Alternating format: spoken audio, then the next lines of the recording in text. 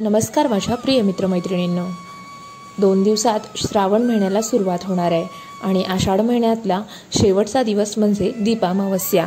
हिंदू धर्मात अमावस्येला फार महत्त्व आहे। या दिवशी भगवान विष्णूंची विधीपूर्वक पूजा केली जाते। आषाढ महिन्यात येणाऱ्या अमावस्येचे अधिक महत्त्व आहे। आषाढ अमावस्येलाच दीप अमावस्या असे म्हणतात, कारण ही चातुर्मासातली पहिली अमावस्या तिथी असते। यानंतर श्रावण महिना सुरू होतो। यंदा दीप अमावस्या 4 ऑगस्टला आली आहे। आज अमावस्येचा प्रारंभ 3 ऑगस्ट 2024 रोजी दुपारी 3:50 झाला आहे। ही अमावस्या तिथी समाप्ती होणार आहे 4 ऑगस्ट 2024 रोजी दुपारी 4:42 तिथीनुसार अमावस्या रविवारी 4 ऑगस्ट या दिवशी साजरी केली जाणार आहे। अमावस्या तिथी महिन्यातून एकदा येते। हिंदू धर्मात अमावस्या तिथी भगवान विष्णूला समर्पित आहे, त्यामुळे अमावस्येला भगवान विष्णूंची पूजा करणे खूप शुभ मानले जाते। याशिवाय पितरांच्या आत्म्याच्या शांतीसाठी या दिवशी तर्पणही केलं जातं।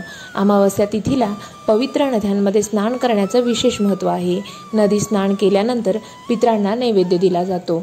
माझ्या बालपणापासून आमच्या घरी दीपपूजनासाठी लाह्यांचा प्रसाद ठेवला जातो। तसेच या दिवशी लिंबाच्या दिव्यांचेही फार महत्त्व आहे।